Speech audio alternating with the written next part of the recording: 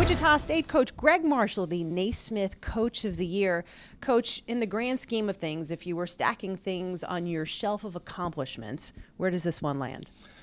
Well, we haven't won a national championship yet, so as an individual, this is about as good as it gets. I actually have a framed charcoal portrait of James Naismith that I won in an auction for a charity in Wichita a couple of years ago, hanging in my living room. So when you're talking about coaches, I mean, he invented the game, and he's from Kansas, so it's really cool.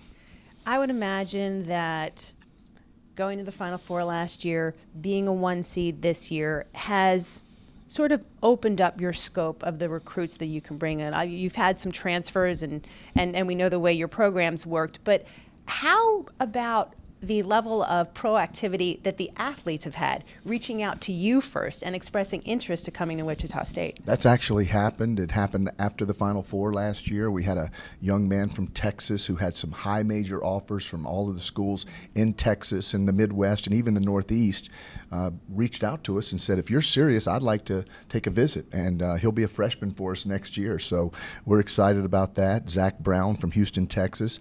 And there's many others that have seen us play, not only like the fact that we're winning, but like the style of play as we try to play 94 feet. Have you watched any of the tournament since the exit against Kentucky? Yeah, I have. It's been painful. I was talking to Doug McDermott, an old Valley foe, in the hallway, and I was talking to Nick Johnson and Russ Smith, who knocked us out in the semis last year.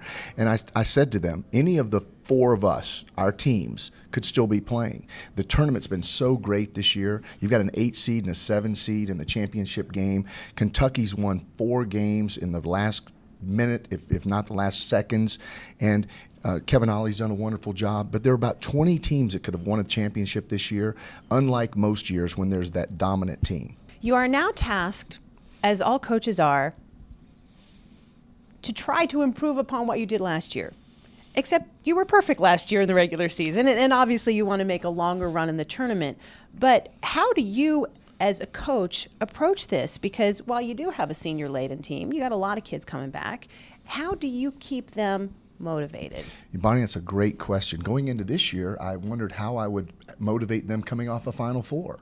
So the beautiful thing is I have great young people that are success-driven. They have great work ethics. They're just tremendous people, and they're leaders in their own right, and I really don't have to do that. They do it themselves. We've developed a culture now of winning and of doing it the right way, and getting in that weight room and working hard each and every day to improve individually and collectively.